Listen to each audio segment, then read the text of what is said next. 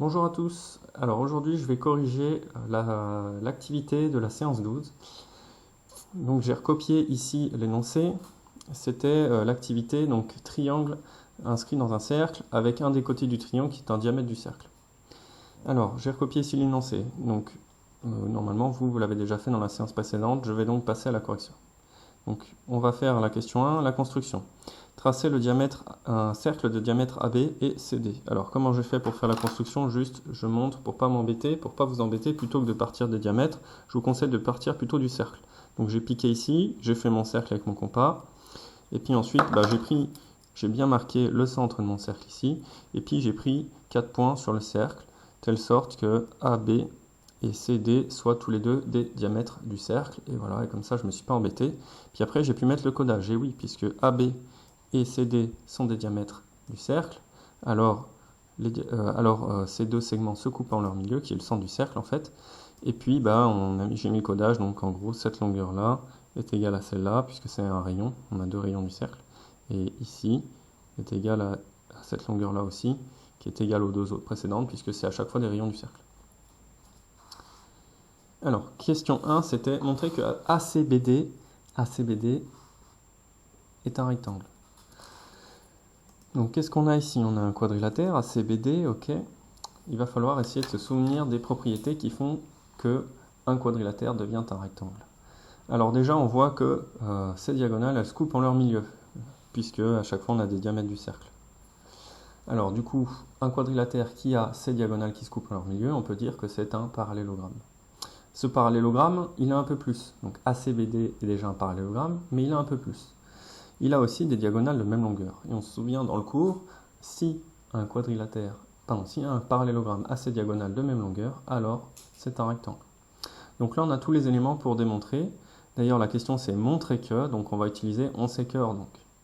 Alors dans le on sait que, je l'ai écrit ici, on sait que ACBD est un quadrilatère. Regardez, j'ai souligné quadrilatère pour pouvoir après utiliser les bons objets dans ma propriété. Avec AB égale CD. Et oui, la longueur AB est égale à la longueur CD. En gros, là, on est en train de dire que les diagonales sont de même longueur. Et le segment AB, vous avez vu, attention, j'ai mis des crochets pour dire que c'est le segment AB, c'est pas la longueur AB. Et le segment CD se coupe en leur milieu. Et oui, ils se coupent en leur milieu, étant donné qu'à chaque fois, on a des rayons du cercle, puisque je vous rappelle que le rayon, c'est la moitié du diamètre. Alors j'ai mis entre parenthèses ici pour justifier, car le segment AB et le segment CD sont des diamètres du cercle C. Donc c'est vrai qu'on ne demandait pas de nommer le cercle, je l'ai mis là. Bon voilà, le cercle C, j'aime bien donner des noms à tout. Alors, ensuite on va pouvoir utiliser notre propriété du cours. Alors celle-là, on ne l'a pas vraiment dans le cours. Il va falloir d'abord penser que c'est un parallélogramme, comme je l'ai dit, puis ensuite que c'est un parallélogramme qui a ses diagonales de même longueur. Donc on va mettre or, si, donc l'assertion A. Un quadrilatère a ses diagonales qui se coupent en leur milieu, ce qui justifierait donc qu'on a un parallélogramme, et qui sont de même longueur, donc un parallélogramme qui a les diagonales de même longueur, ça devient un rectangle, alors, assertion B, c'est un rectangle. Donc, conclusion, on peut dire que ACB est un rectangle. Allez, on y va pour la question 2. Question 2, c'est donc en déduire que ABC est rectangle en A. ABC, ok, je l'ai là. Il va falloir montrer qu'il est rectangle en A, que c'est un triangle, rectangle en C, que c'est un triangle rectangle en C. Bon, bah ça, super facile, puisque vu que ACB c'est un rectangle, on sait que par définition un rectangle c'est un quadrilatère qui a 4 angles droits, autrement dit j'ai un angle droit là, j'ai un angle droit aussi ici, ici et ici. Donc forcément, mon triangle ABC, il est rectangle en C. Donc on y va, on va l'écrire avec on sait que donc. On sait que ACB est un rectangle. Or, on va donner la définition d'un rectangle.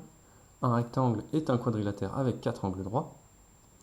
Donc forcément, ABC est un triangle rectangle en C. Allez, la dernière question. Énoncer la propriété démontrée. Alors, la propriété qu'on vient de démontrer, finalement, c'est laquelle? Je vous propose peut-être de regarder derrière, ici. Je vais faire un dessin pour essayer de comprendre qu'est-ce qu'on vient de montrer, ou plutôt non, je vais me remettre là. Qu'est-ce qu'on vient de montrer, en fait?